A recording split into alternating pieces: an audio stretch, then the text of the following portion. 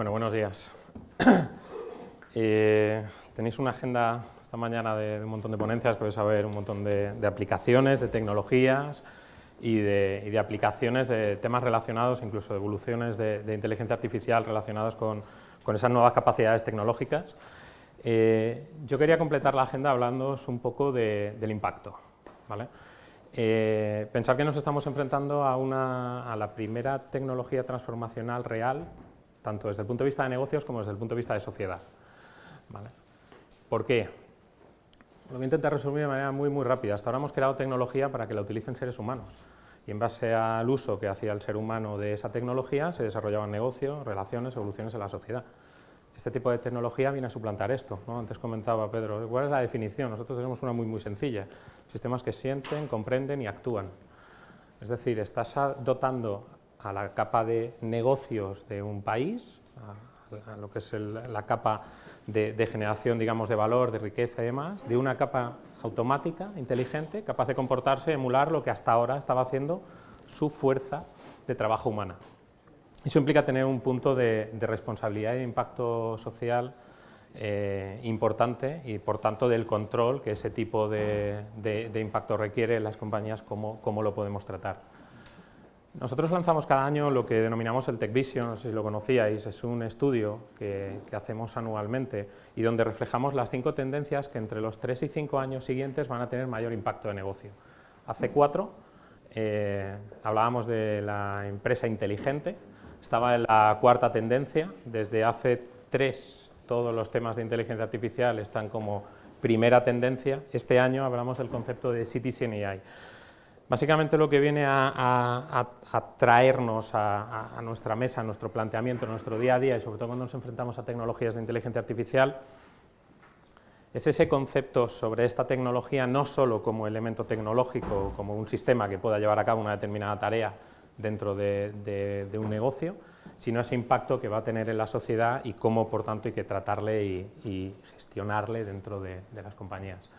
Os animo a que lo veáis, son todas bastante interesantes, y normalmente aceptamos de manera consecuente durante los últimos 6-7 años que estamos sacando el report, con lo cual esa visión, digamos, de research que logramos hacer a nivel global tiene una trascendencia real en los tiempos en los que manejamos bastante elevada.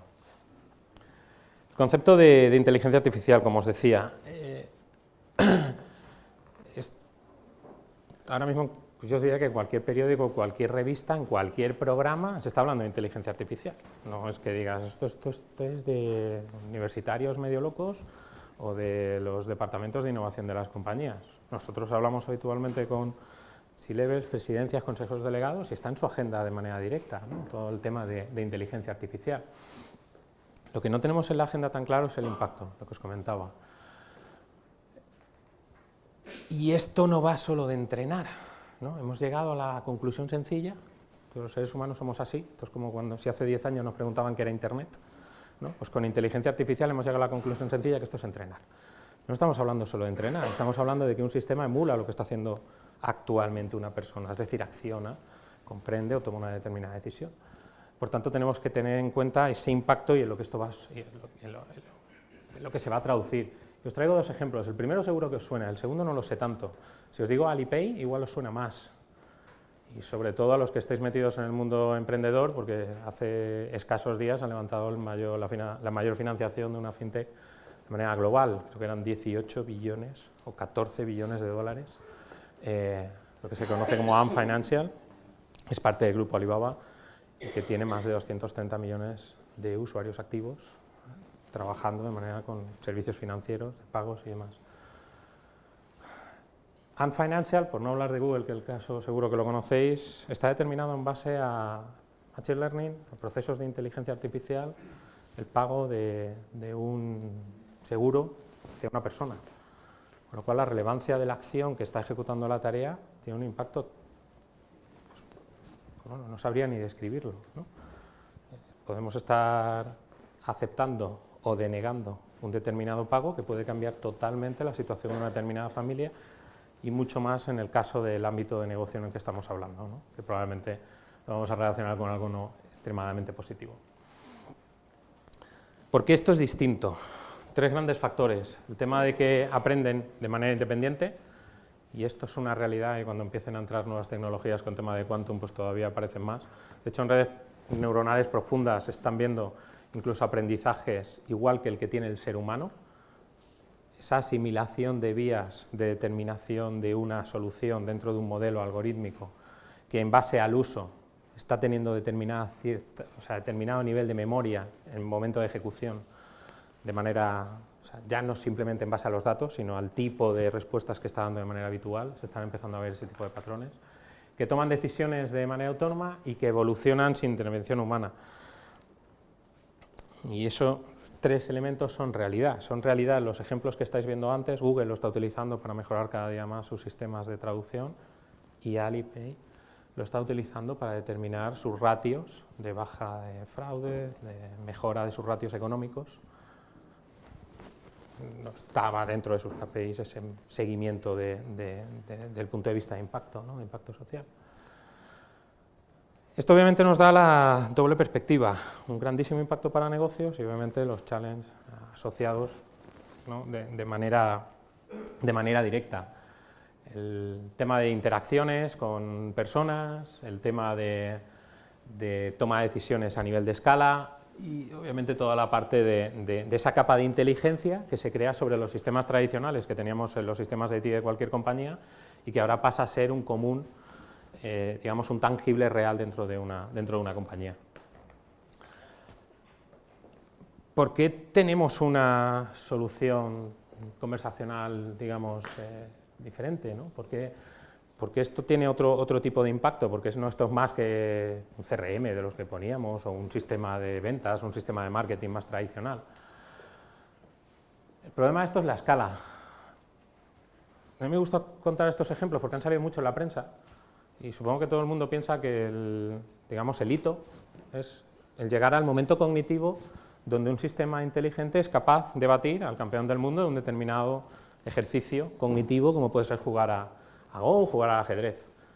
Pero realmente la potencia de la inteligencia artificial está en que estos sistemas son capaces de jugar 1.200 millones de partidas en 4 horas.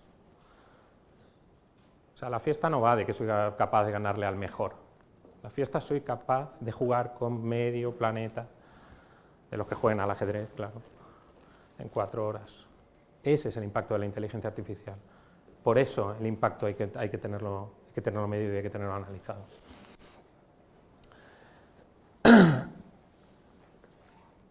Y esto nos lleva al concepto de nuevo paradigma, ¿vale? No es más que no es solo una nueva tecnología que desplegamos, es un nuevo paradigma, es una nueva manera de cómo me relaciono con mis clientes, genero mis productos, evalúo los riesgos, tomo decisiones de inversión, tomo decisiones de no inversión, etc.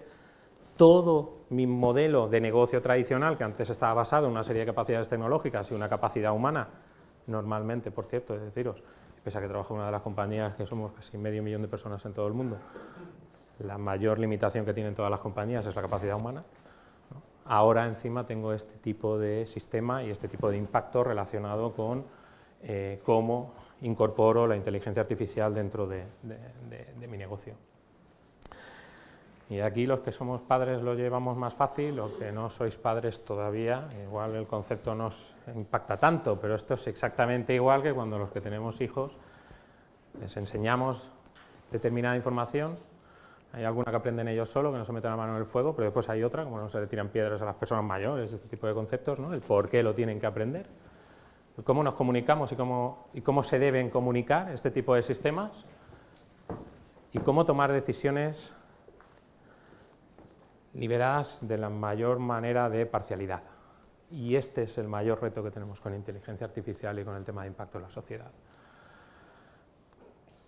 Porque obviamente esa capa, como os estaba comentando, con ese impacto y con ese nivel de escala, tiene que reflejar tus valores y además tiene que cumplir con todos los elementos gubernamentales, regulaciones, etc., ya no solo del sitio donde la despliegues, sino desde cualquier punto donde puedas estar llegando a consumir este tipo de tecnologías. La oportunidad, clarísima, escalable.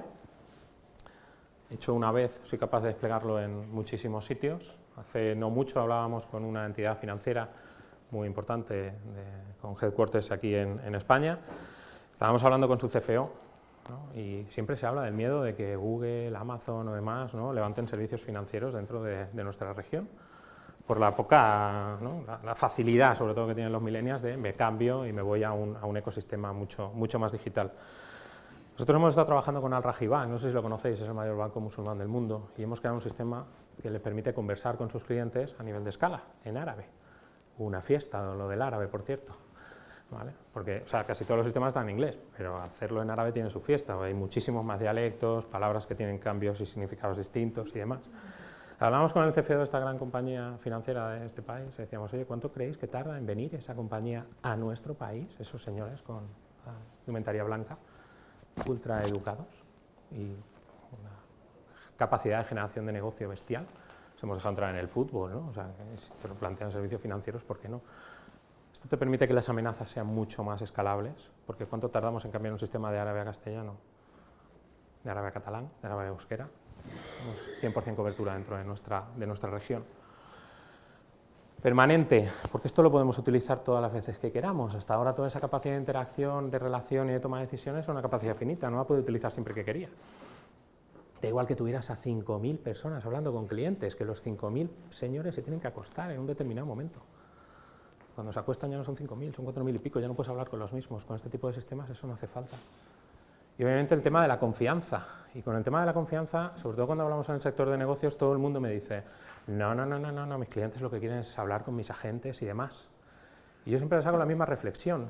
Probablemente yo soy uno de los perfiles un poco raros, tengo Alexas, así que si me toca sacaremos, no echaré la tarjeta y demás, ¿no? Yo tengo Alexas, tengo Ecos en mi casa. Mis hijos hacen los deberes con el Alexa y con el Eco. Hay veces que nos preguntan cosas un poco más complicadas a mi mujer o a mí, pero otras veces se lo preguntan a ese sistema, con lo cual la confianza de que la respuesta es correcta es absoluta.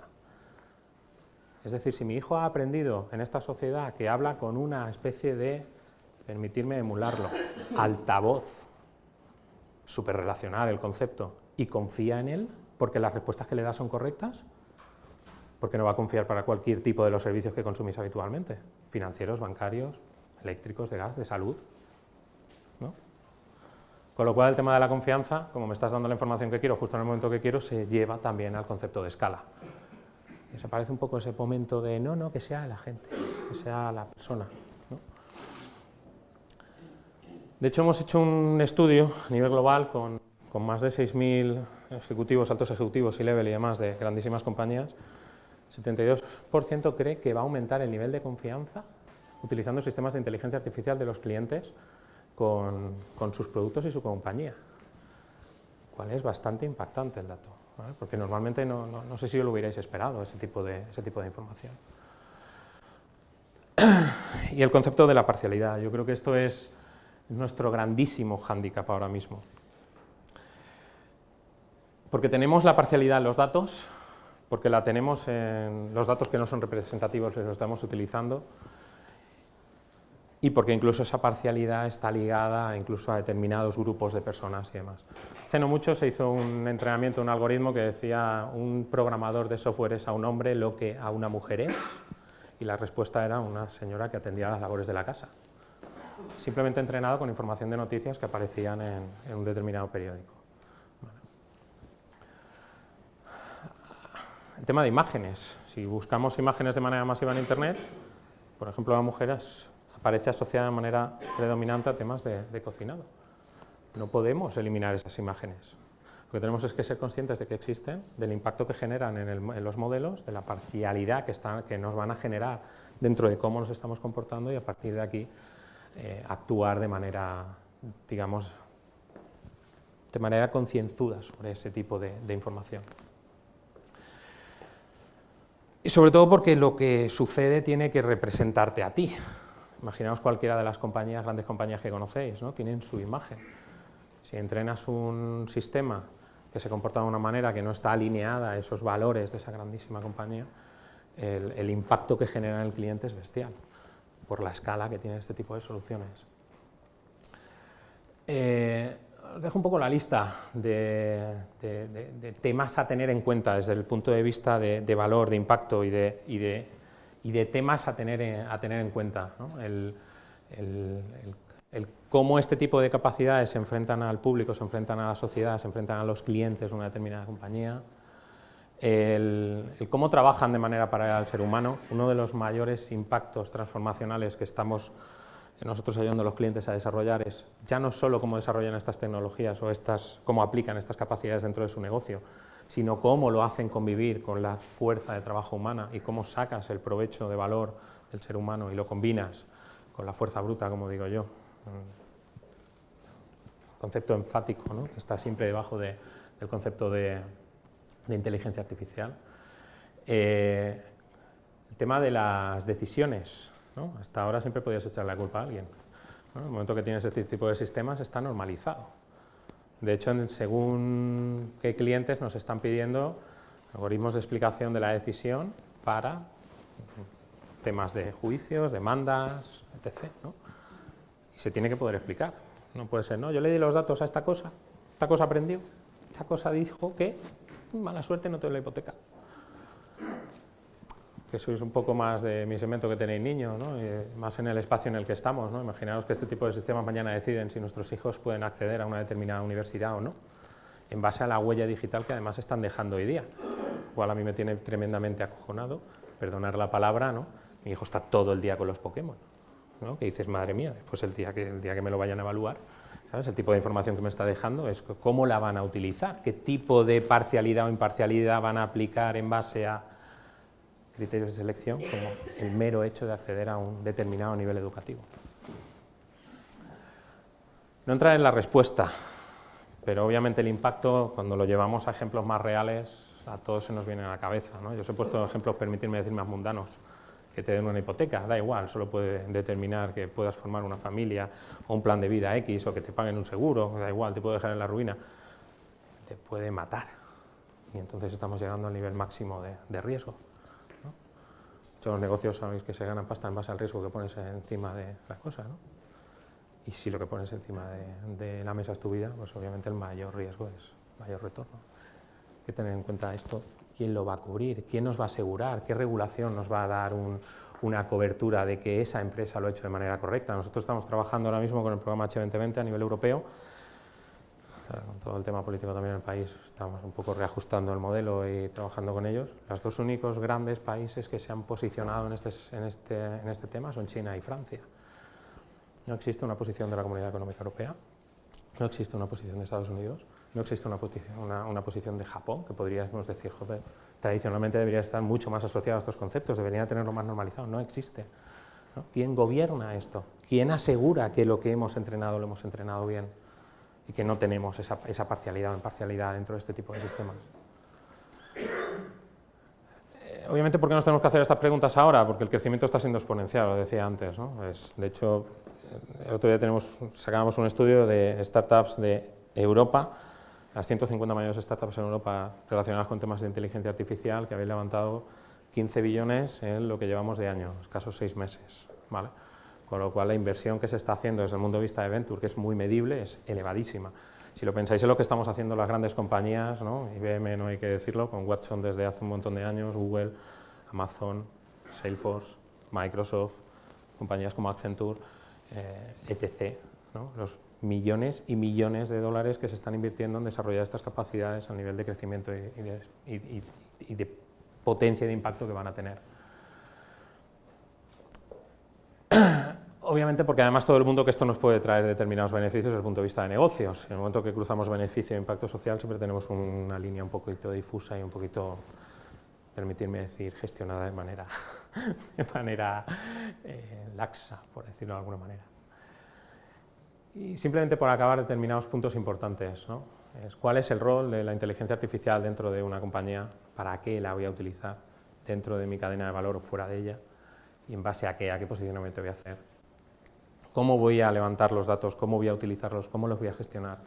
¿Cómo voy a tener trazabilidad entre los algoritmos y los datos?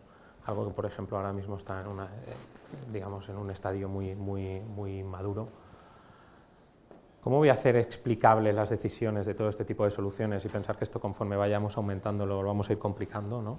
O sea, tendrás un sistema que habla contigo, pero es que además ha tomado N decisiones en base a la conversación que ha tenido contigo justo en ese momento, en base a parámetros tan surrealistas como el tiempo que hacía en la localización donde estabas, ¿vale? O la consecución de temas con los que has hablado con el sistema. 2 parámetros reales que actualmente están utilizando 2 grandes compañías para alterar el flujo conversacional en sistemas de inteligencia artificial que se están desplegando durante este mismo año. ¿Quién va a ser el responsable de todos estos temas? ¿Es la compañía? ¿Es una entidad regulatoria? ¿Quién va a tener la responsabilidad de las acciones de este tipo de soluciones? Es lo que os decía al principio, y no estamos hablando de un departamento de innovación que ha hecho un chatbot para hacer determinadas cosas pequeñas. Es cuando esto lo vamos a llevar a escala, ¿quién es el responsable de ese impacto?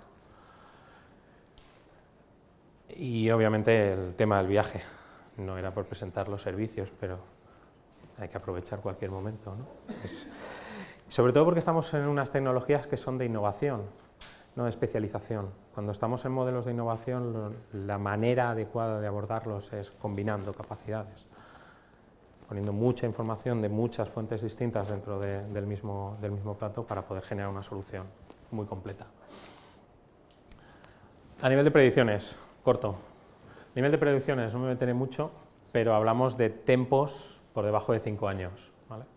Lo dejo por aquí, que además como lo tenéis en el TechVision, lo podéis recuperar. Gracias.